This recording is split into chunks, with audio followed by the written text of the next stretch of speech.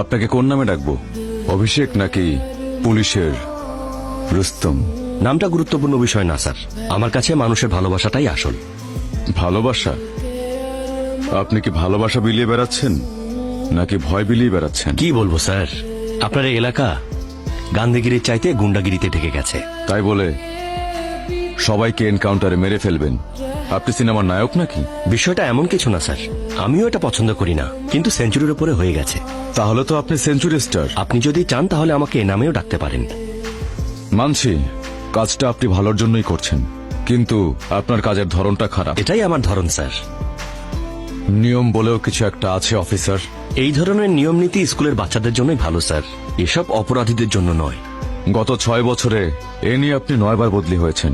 Medal আর পদোন্নতি আপনাদেরকে খুশি করে, বদলি আমাকে খুশি করে। ডিপার্টমেন্ট তো আপনাকে নিয়ে খুশি না। যেখানেই যাচ্ছেন সেখানেই এনকাউন্টারের মাত্রা বাড়িয়ে দিচ্ছেন।